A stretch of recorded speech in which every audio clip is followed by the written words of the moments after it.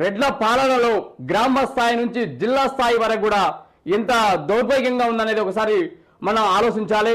అందులో ఒక గ్రామంలో ఒక 50 బిడ్డ గురించి ఈరోజు వచ్చిన న్యూస్ పేపర్లో పేదోని భూమిపై దురల దౌర్జన్యం, కోర్టు ఆర్డర్ పేరుతో బెదిరింపులు, అక్రమంగా పశువుల కొట్టం కూల్చివేత, పంచనామా రిపోర్ట్ ఇవ్వకుండా రెవెన్యూ అధికారుల నిర్లక్ష్యం, 30 ఏళ్లుగా కబ్జాలో ఉన్న భూమిపై దొరల దాడి.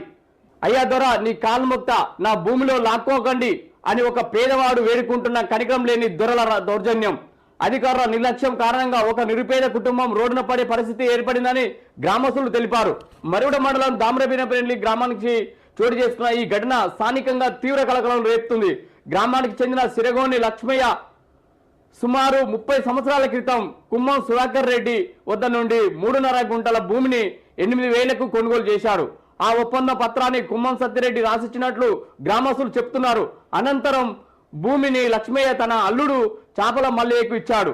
అప్పటి నుండి మల్లయ్య అదే భూమిలో పశువుల కోటం ఏర్పాటు చేసి పశు పోషణతో పాటు కూలీనాలు చేసుకుంటూ కుటుంబాన్ని పోషిస్తున్నాడు.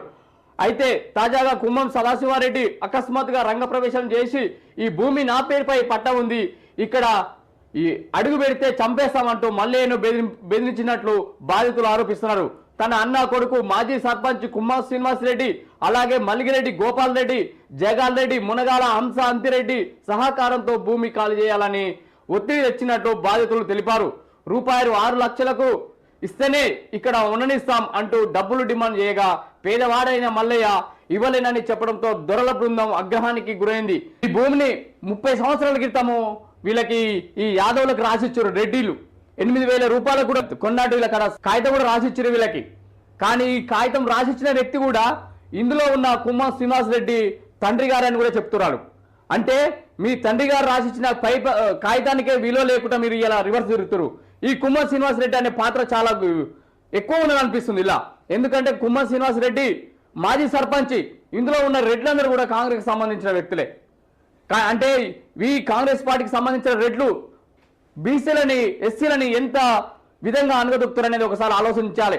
ఎందుకంటే వాళ్ళు రాసిన పేపర్కే ఇవాళ మళ్ళీ వాళ్ళే రివర్స్ తిరుగుతారు. ఇది గ్రామ స్థాయి నుంచి జిల్లా స్థాయి దాకా నల్గొండ జిల్లాలో మరి ఘోరంగా అయితే రెడ్ల ఆధిపత్యం నడుస్తుంది. స్థానిక సర్పంచ్ ఎలక్షన్ లో కూడా కాంగ్రెస్ పార్టీకి వెళ్ళి నిలబెట్టిన అభ్యర్థికి సపోర్ట్ గా ఎక్కడ కూడా ఈ వ్యక్తులు సపోర్ట్ గా నిలబడి మాకు ఓట్లే అని ఎక్కడ కూడా రాలేదు, ఓటేయని కూడా చెప్పలేదు. ఎందుకంటే ఈ భూమి నిజంగా వాళ్ళకి ఈ బాధితులకు మోసం చేసినాము, ఇది గ్రామ ప్రజలందరికీ తెలుసు. మేము ఇలా వాళ్ళ ఎమ్మడి తిరిగితే ఏ వ్యక్తి అయితే ఎమ్మడి తిరుగుతామో